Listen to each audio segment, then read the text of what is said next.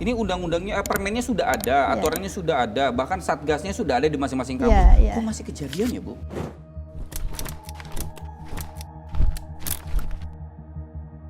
Komnas Perempuan tuh rekomendasinya membuat standar setting kawasan bebas kekerasan itu mulai dari kurikulumnya harus diintervensi. Jadi memang saya kira ini menjadi sebuah momentum untuk kemudian kita tersadarkan dan harus menghasilkan kesadaran kolektif untuk bersama-sama, saya kira. Baik itu di sisi kebijakan, juga di sisi hulunya.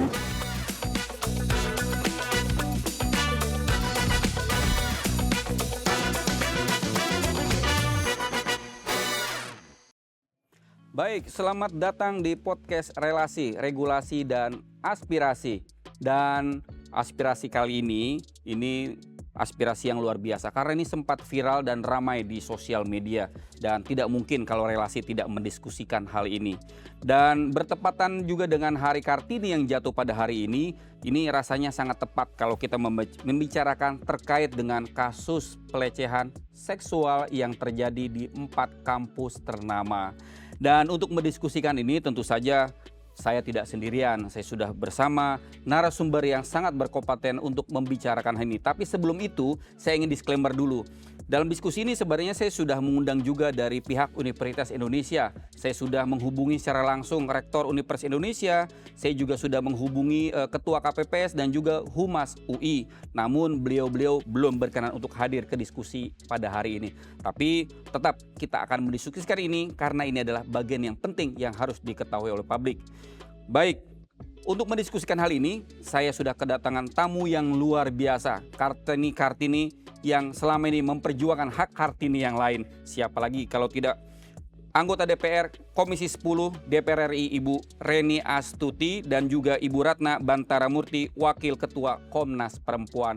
Apa kabar ibu-ibu sekalian? Alhamdulillah. Sehat Bu Reni? Alhamdulillah sehat. Bu Ratna sehat? Ya, alhamdulillah. Baik, sebelum saya bertanya, tidak elok rasanya kalau tidak saya mengucapkan selamat Hari Kartini ke Bu Reni dan Bu Ratna. Terima kasih. Semoga perjuangan ibu-ibu sekalian, baik perjuangan di parlemen dan perjuangan di LSM atau di Komnas Perempuan ini semakin menjaga harkat dan martabat Kartini Indonesia ke depan. Baik, kita langsung saja Bu Reni. Bu, kemarin ini kan sudah ada RDP. Antara 4 kampus, ada dari kementerian dan juga Komisi 10 berkaitan dengan kasus pelecehan seksual di kampus ternama ini, Bu. Boleh nggak, Bu, kita dikasih informasi apa yang dibahas dan kemudian apa rekomendasinya? Ya, jadi terkait mengemukanya ya dan bahkan sudah menjadi pembicaraan publik ya, bahkan ini sudah sangat meluas, tidak hanya diketahui oleh orang tua, tapi juga anak-anak muda, karena saat ini memang eranya era informasi, begitu cepat peristiwa yang terjadi itu kemudian meluas ke berbagai lapisan masyarakat. Nah, tentu ketika ini menjadi perhatian, menjadi pembicaraan, bahkan menjadi diskusi di tengah-tengah masyarakat juga, diskusi di antara orang tua, antara mahasiswa, kemudian masyarakat secara luas. Ini diskusi-diskusi itu tentu terjadi juga, baik itu secara langsung ketika ketemu, kemudian ketika melalui sosial media ya. Kita bisa ikuti dinamika itu di masyarakat. Oleh karena itulah kemudian kami sebagai anggota DPR RI tentu juga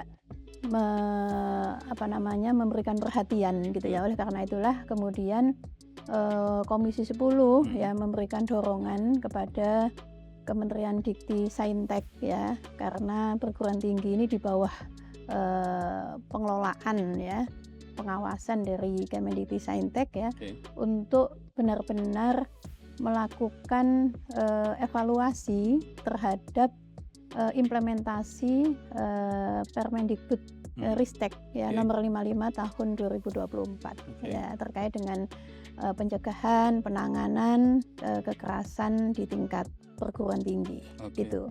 Kejadian yang ada beberapa waktu ini tentu menjadi sebuah peringatan lah ya, Karena memang kalau kita bicara tentang undang-undang TPKS yang tadi disampaikan tahun 2012, kemudian juga ada Permendikbud Ristek ya tahun 2024, itu kan seperti tidak ada persoalan gitu ya. Tapi ketika kemudian itu muncul kan ternyata muncul lagi di kampus ini, muncul lagi di kampus ini, dan bisa juga kita khawatirnya adalah itu sebenarnya terjadi di banyak tempat ya, hanya saja tidak tersampaikan, tidak terlaporkan, tidak diketahui gitu. Yang jelas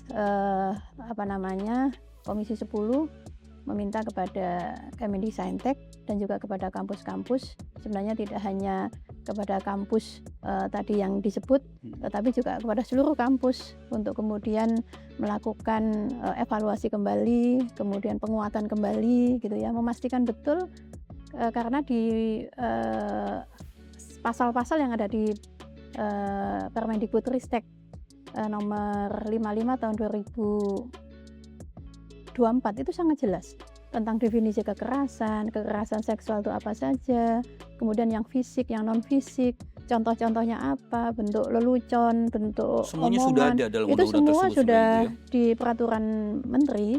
Itu semuanya sangat detail sekali. Apakah itu yang tersampaikan secara langsung, ataukah yang tersampaikan melalui sosial media gitu, itu ada di sana. Jadi mencakup baik dia katakanlah pelecehan secara offline, sekarang gitu Bu ya, atau pelecehan secara online, sebenarnya sudah diatur. Ada di situ terkait dengan membahas sesuatu yang tidak secara psikologis itu tidak mendapatkan izin atau tidak. Kalau orang dibicarakan kemudian nggak suka gitu ya, itu sangat-sangat detail sekali di sangat situ. detail. Berarti PR-nya sebenarnya apa Bu?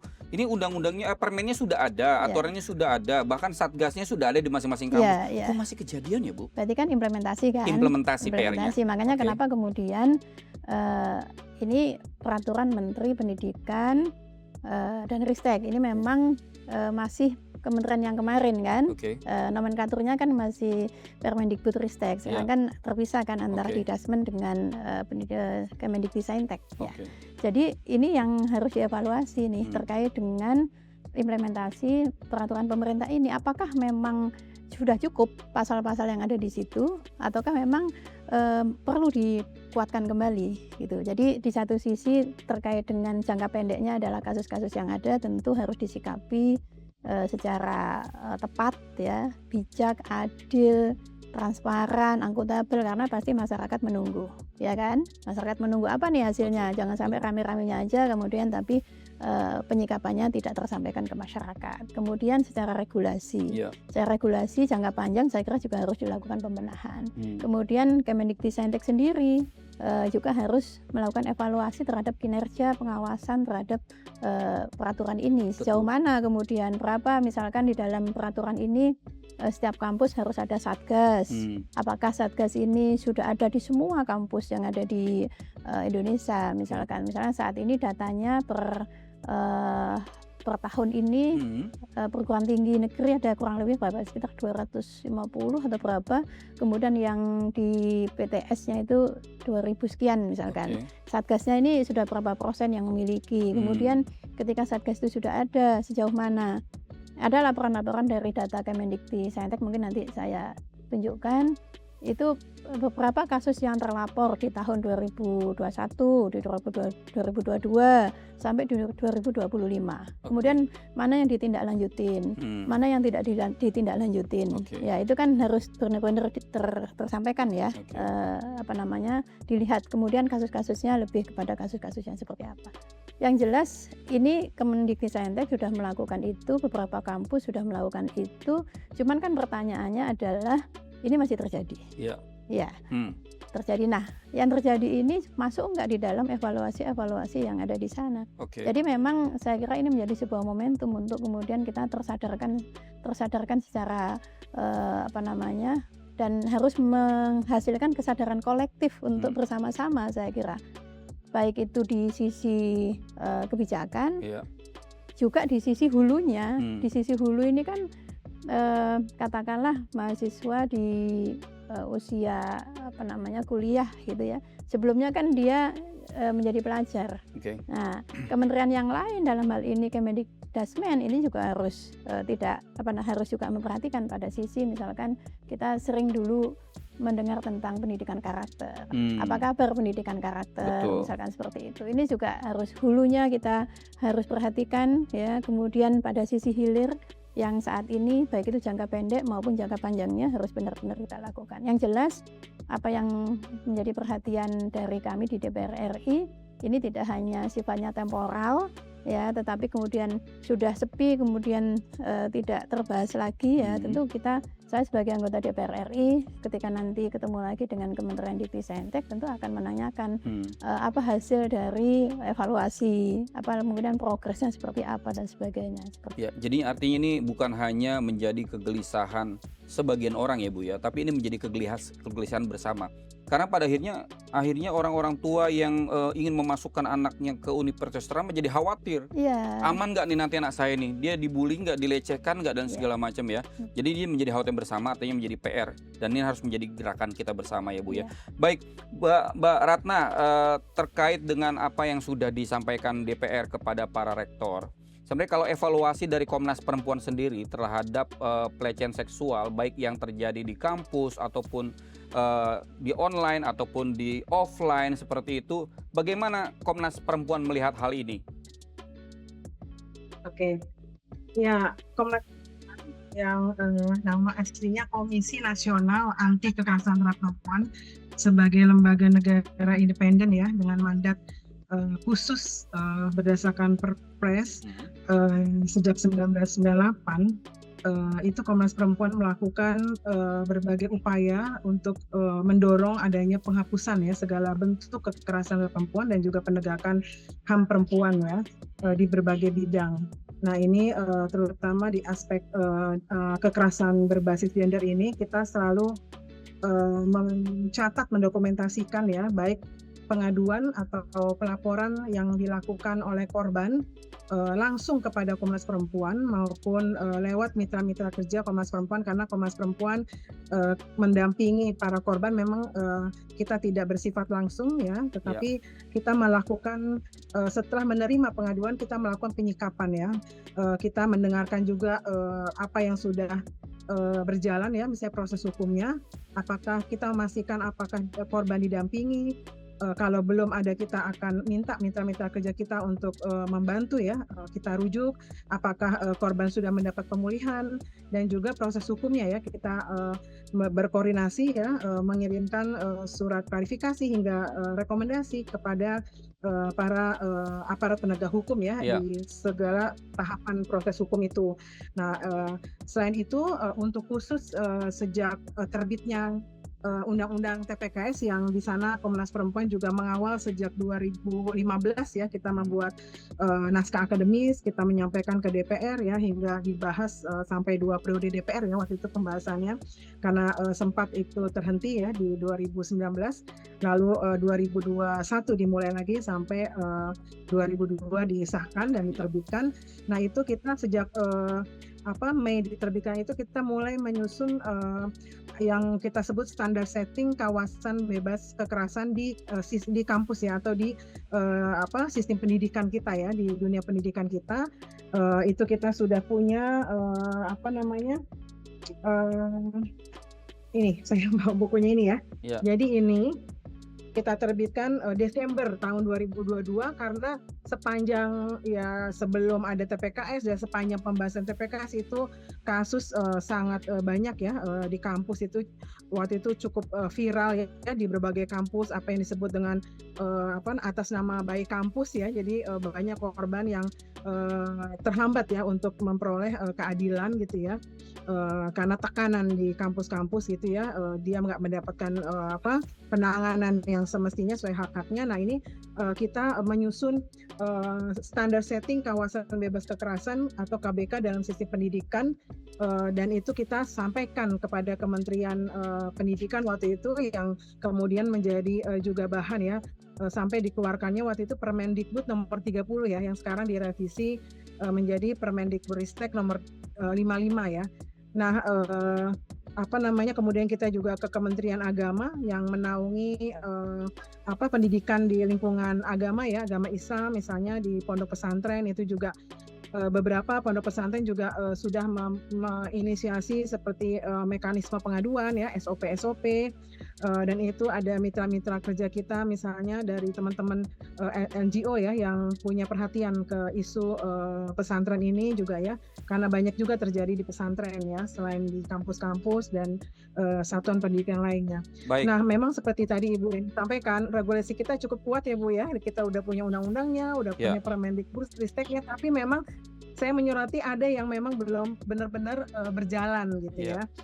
Kita tahu penegakannya kita ada satgas gitu ya, tapi kalau kita lihat dari tujuan dari Undang-Undang Tindak Pidana Kekerasan Seksual, itu tujuan pertama itu adalah bukan penegakan hukum, pencegahan.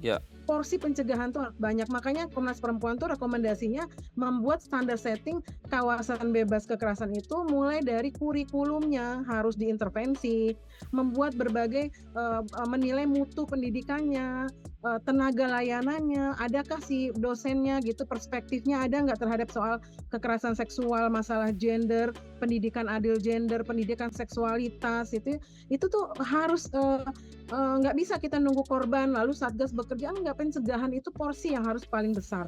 Nah, ketika ada kejadian seperti yang saya paling ngikutin yang di Fakultas Hukum UI ya, bayangkan apa jadinya ya anak-anak kita yang calon para penegak hukum. Nah, kita tahu di lapangan ini banyak kasus yang memang bias dari aparat penegak hukum tinggi ya. Kita lihat karena memang cara belajarnya itu tidak merubah mindset ya di masyarakat kita yang masih sangat merendahkan perempuan, mengobjektifikasi tubuh perempuan. Dan itu nggak sampai di kampus itu nggak ada yang didobrak, nggak ada yang dirubah. Harusnya kan ketika di kampus, bahkan sampai dia tadi Bu Reni bilang dia mulai dari sebagai pelajar itu udah harus ya dibekali dengan pendidikan yang adil gender, perspektif hak asasi manusia berbasis gender, ya masalah seksualitas juga harus dipahami, gitu ya, dan masalah kekerasan berbasis gender itu juga supaya mencegah gitu. Baik, Mbak Ratna, tadi kan kita berbicara soal pencegahan. Selama ini kan yang terjadi adalah hanya mengatasi dampak, ya kan, pengaduan, kemudian dampak ketika kasus mencuat. Saya ingin fokus kita berbicara soal pencegahan. Tadi Mbak Ratna bilang bahwa salah satu pencegahannya adalah soal kurikulum adil gender, atau kalau Ibu tadi pendidikan karakter, kira-kira gitu ya. Tapi saya ingin menyoroti soal sistem pendidikan kita juga. Dari risetnya Berita Satu, Bu, kebetulan risetnya Berita Satu, kita menemukan di dunia pendidikan kita itu ada relasi kuasa yang kemudian juga itu ikut menciptakan pelecehan seksual. Contoh misalkan di dunia kampus itu setidaknya kami temukan ada 3 relasi kuasa. Yang pertama antara dosen dengan mahasiswa, di mana di sini mahasiswa sangat bergantung kepada dosen pembimbingnya agar dia bisa lulus dari kampus. Sehingga kemudian terkadang ada dosen-dosen yang semena-mena memperlakukan, mungkin kita pernah lihat di sosial media tuh ada mahasiswa yang marah sama dosennya, kenapa? Saya tidak disetujui nih Pak, apa alasannya? Sampai terjadi keributan, ada juga seperti itu yang laki-laki. Tapi ada juga yang kemudian relasi kuasa antara dosen dan mahasiswa itu membuat akhirnya dosennya melecehkan perempuan. Seperti yang terjadi di Unpad kalau tidak salah, itu seperti gitu, diminta untuk foto segala macam, itu relasi kuasa antara dosen dan mahasiswa. Kemudian juga ada relasi kuasa antara senior dan junior. Nah, dulu mungkin kita pernah juga yang mendengar senior junior, relasi kuasa yang junior ditindas, kemudian ketika dia jadi senior dia menindas, dan ada yang terakhir yang ketiga ada relasi kuasa gender, di mana laki-laki merasa superior dan kemudian yang perempuan menjadi korban daripada pelecehan atau penindasan. Nah, Bu, tadi bukan bicara kurikulum. Baiklah, kurikulum itu berbicara soal kesadaran. Tapi bagaimana memperbaiki sistem di dunia pendidikan itu sendiri agar relasi kuasa itu juga tidak terlalu absolut. Artinya bisa diintervensi. Jadi dosen tidak tidak sewenang-wenang terhadap mahasiswa yang akan ditugasi tesis. Kemudian juga senior junior dan juga perempuan. Nah, bagaimana kalau misalkan soal sistemnya itu yang belum disentuh tadi, Bu Ratna? Iya, tadi saya kira keburu ini. Jadi tadi apa pertanyaannya Mas tadi? Tadi persoalan relasi kuasa di dalam kampus, Bu. Ya, mungkin saya nambahkan ya Mas ya.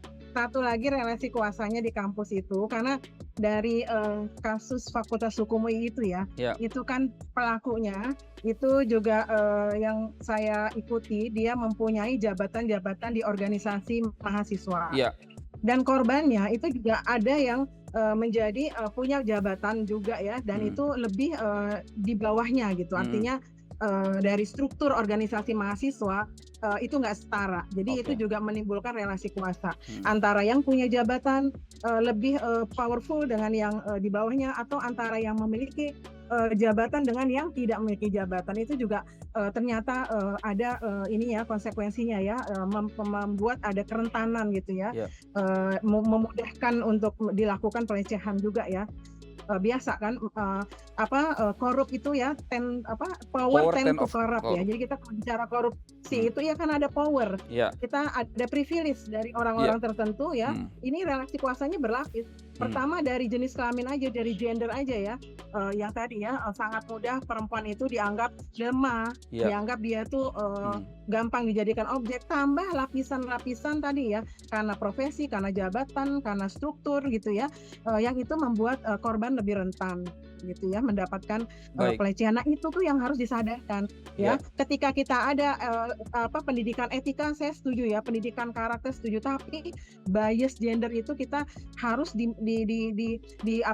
diinformasikan, dididik ya itu ya, supaya karakter itu juga harus membongkar mindset yang mindset yang bias gender itu ya. Baik Bu Ratna. Bu Reni, tadi Bu Ratna sudah menyoroti soal kita jangan hanya sekedar mengantisipasi dampak daripada kasusnya, tapi bagaimana kita juga fokus ke pencegahan. Tadi Bu juga sudah bilang soal dari hulunya, yaitu pendidikan karakter.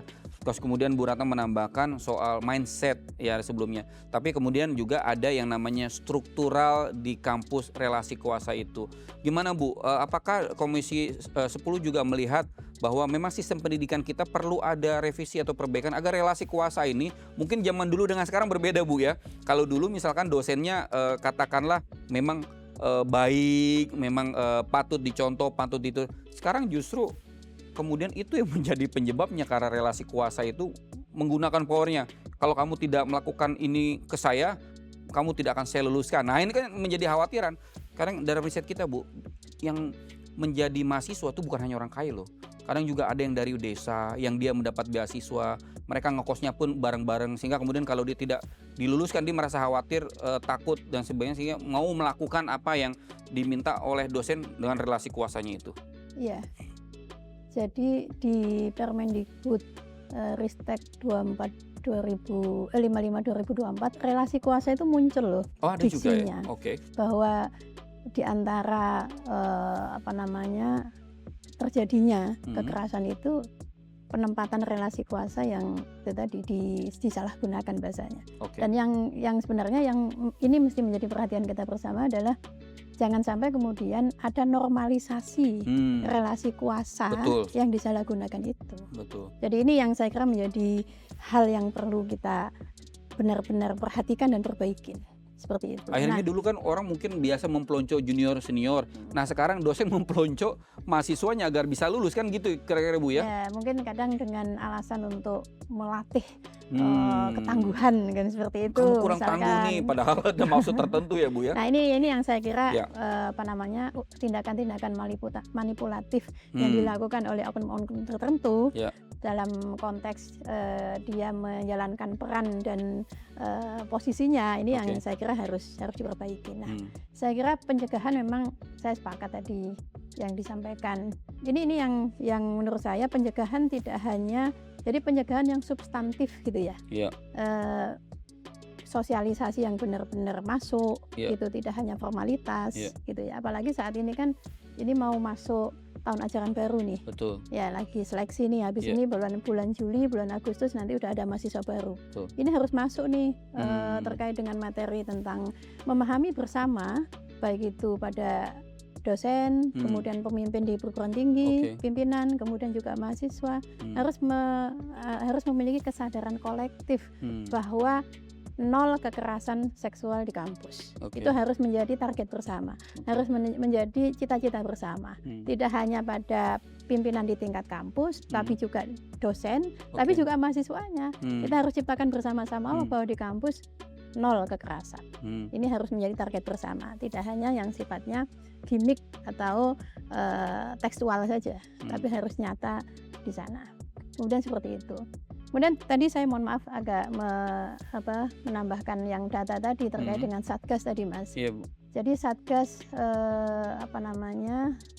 pencegahan dan penanganan tindak kekerasan di perguruan tinggi itu di PTN itu sampai saat ini ada 125 PTN yang sudah memiliki. 125 dari Hampir kalau PTN sepertinya ada semua ya? hampir sebagian besar sudah. Oke. Kemudian yang di kampus saya persentasenya belum menghitung. Yang di swasta ada 2.551. Oke. Nah, di laporan yang masuk di 2025 ada 3.300. Nah, artinya ini kan masih kecil sebenarnya. Iya. Coba kita hitung 125 ditambah 2.551 itu kan sekitar 2.700. Iya. Kemudian di sini laporan yang masuk ada 3.300.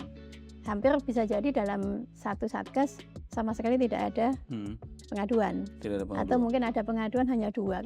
Kalau misalkan satu kampus ada 2 aduan yang disampaikan laporan, berarti kan dari 2.700 ada yang masuk pengaduannya ada 4.000 sekian kan. Tapi pengaduan yang masuk kan hanya 3.000 sekian. Artinya apa? Artinya bisa jadi orang masih belum tahu cara mengadu. Oke.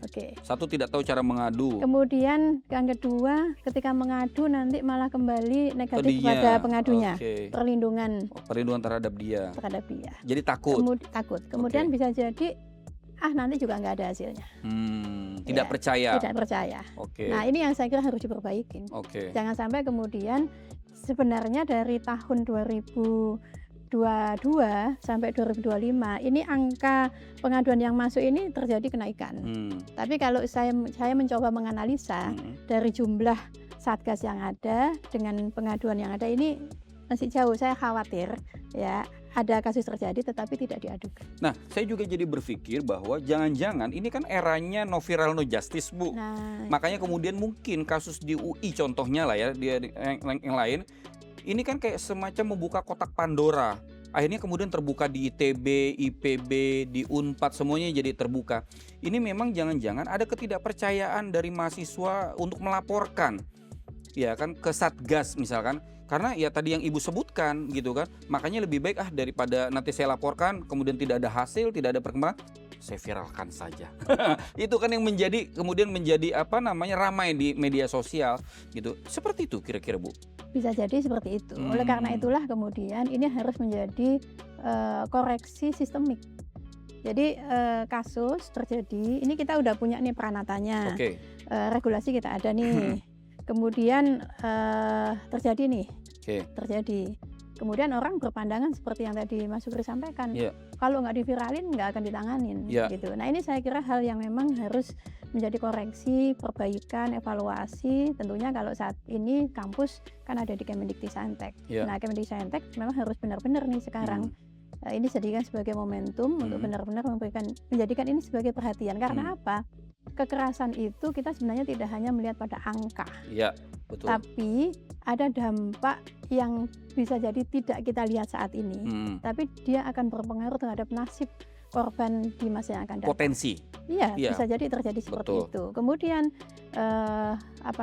trauma, kemudian juga depresi, kasus hal yang lain, malu dan sebagainya, dan banyak hal lah. Saya khawatir Satgasnya hanya nunggu di ruang kantor, Bu, untuk dilaporkan. Jangan-jangan bukannya mereka katakanlah mengidentifikasi potensi-potensi pelecehan di setiap event-event peristiwa di kampus. Sebenarnya kita tidak hanya evaluasi pada Satgas ya, tapi bagaimana pimpinan kampus memberikan perhatian terhadap Satgas itu sendiri. Pimpinan kampusnya dalam bentuk misalkan terkait dengan apakah dukungan terkait dengan Satgas ini memiliki fungsi dan sebagainya, dukungan anggarannya Dukungan bagaimana, anggaran, dukungan sarana personilnya prasarananya katakanlah, bagaimana, dukungan SDM-nya bagaimana, kan SDM-nya. harus diperhatikan. Jadi kita nggak langsung kemudian ke Artinya ini satgasnya. menjadi tanggung jawab Tanggung jawab universitas. kampus. Dalam hal ini adalah rektor masing-masing. Tanggung Itu harus jawabnya ada ditetapkan. di rektor. Baik, Mbak Ratna, bicara Ya, terkait oke. tadi bahwa Ibu sudah sampaikan bahwa ini kan fenomenanya no viral no justice, sehingga kemudian ada ketidakpercayaan terhadap satgas di kampus, tapi ini tetap menjadi tanggung jawab rektor. Bu, saya ingin tanya deh terkait dengan kasus UI kemarin ya.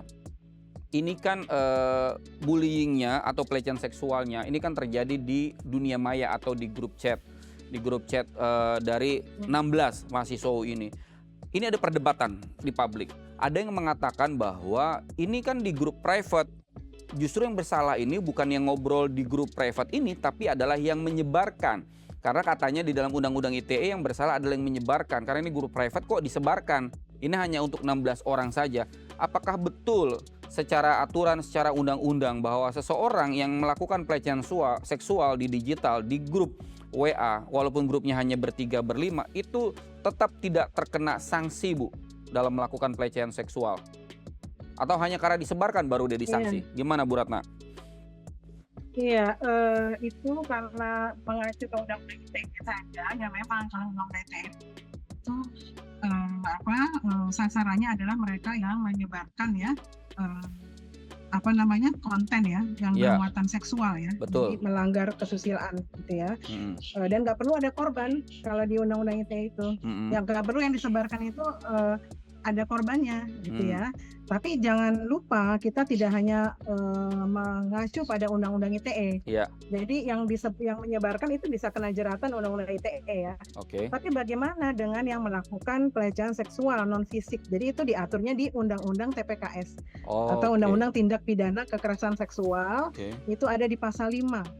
Bahwa setiap orang yang melakukan perbuatan seksual non fisik. Jadi non fisik itu bisa video, bisa kata-kata ya, pernyataan ya, yang tidak langsung mengenai fisik seseorang, dan itu seseorang ada korbannya gitu ya. Jadi bukan sekedar bercandaan seksual atau omongan-omongan seksual, tapi ada orang yang dilecehkan.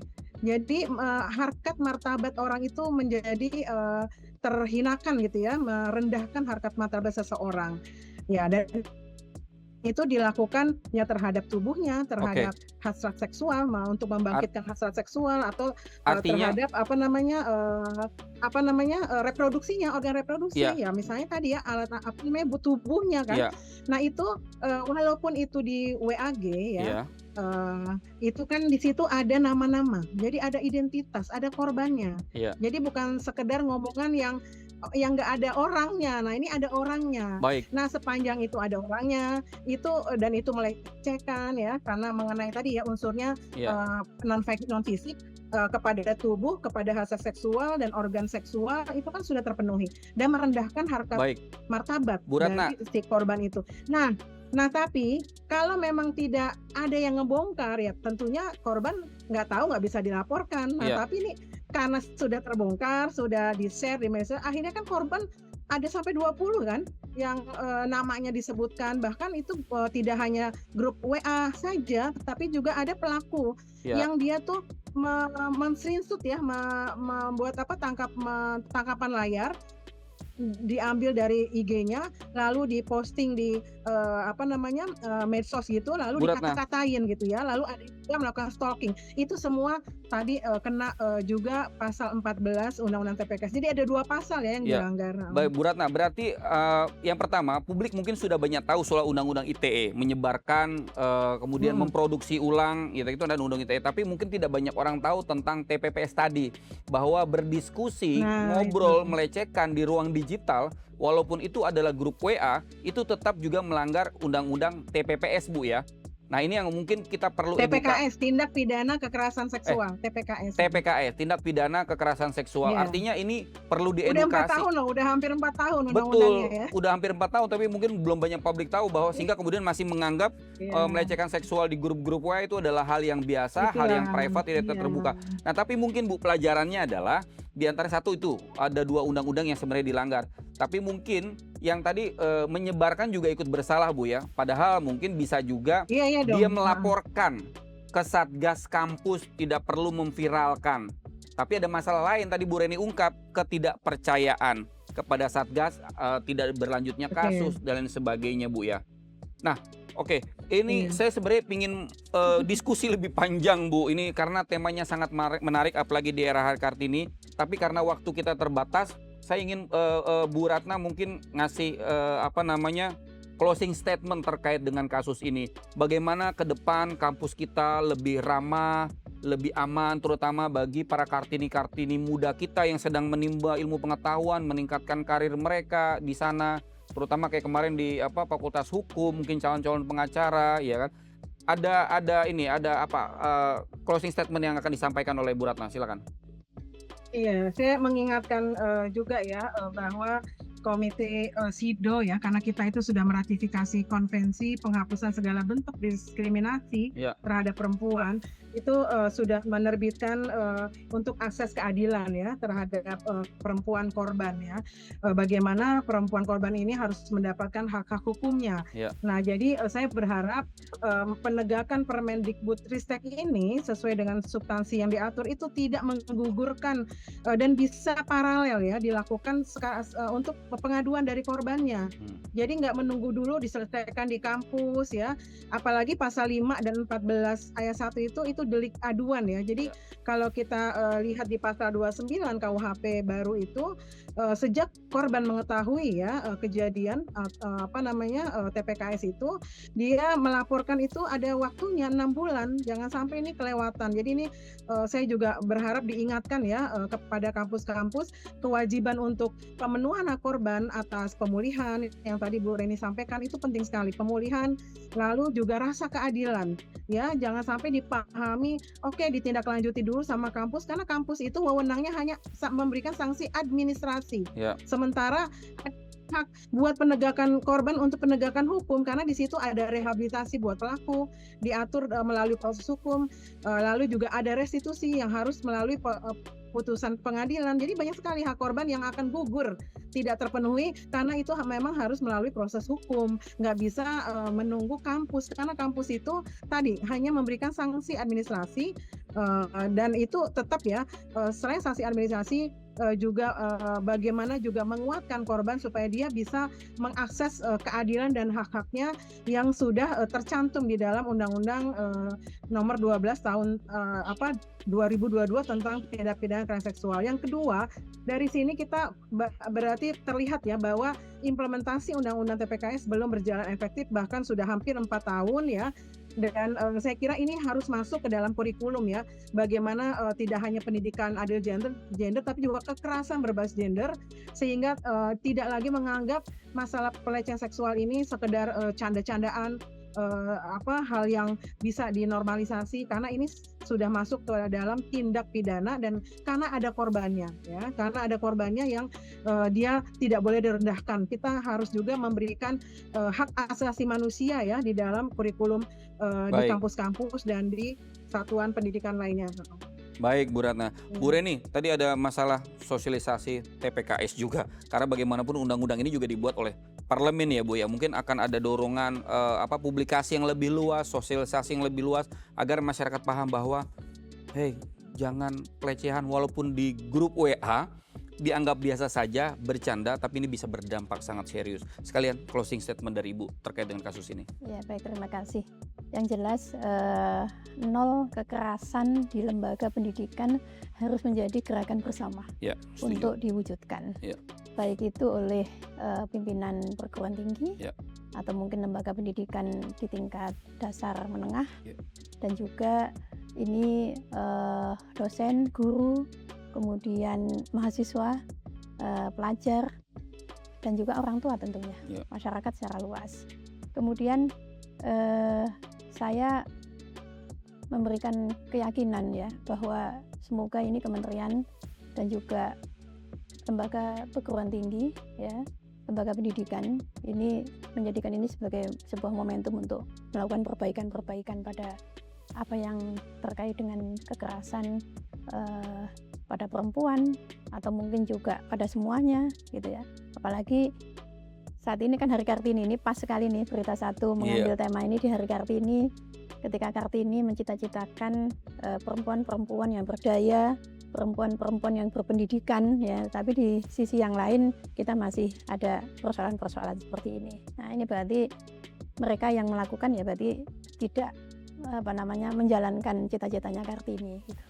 Nah, kemudian juga yang tidak yang perlu juga harus dilakukan, saya melihat Kemendikti-Saintek dan juga satgas-satgas itu yang saat ini ada di beberapa kampus itu sudah membuka kanal-kanal pengaduan. Nah, utamanya di Kemendikti-Saintek juga melakukan itu, membuka kanal-kanal pengaduan itu. Nah, ini silahkan kepada masyarakat luas yang melihat, mengetahui, kemudian menjadi korban, ya, atau mungkin saudaranya, tetangganya, temannya, sampaikan ke kanal pengaduan itu.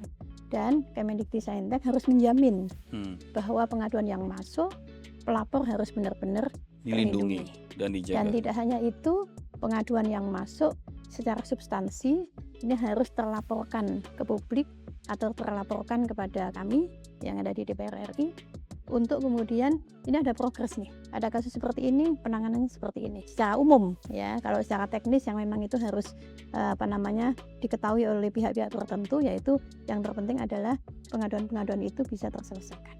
Nah, ini yang saya kira harus dilakukan terkait dengan persoalan-persoalan yang tadi kita bahas. Baik, luar biasa Bu Reni dan Bu Ratna.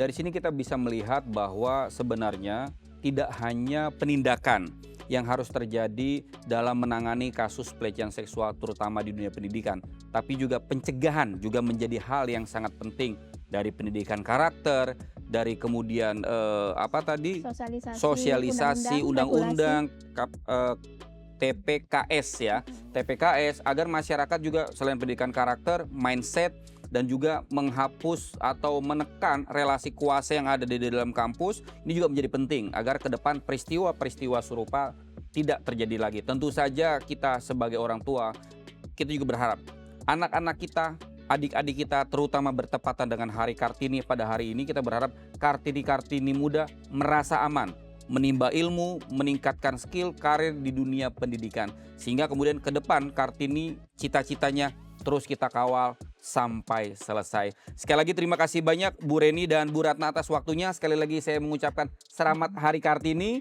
Semoga perjuangan Ibu berdua dalam memajukan Kartini dan menjaga melindungi para Kartini-Kartini muda Indonesia terus konsisten dan berlanjut. Sekali lagi terima kasih banyak. Saya Sukri Rahmatullah. Sampai jumpa di relasi berikutnya.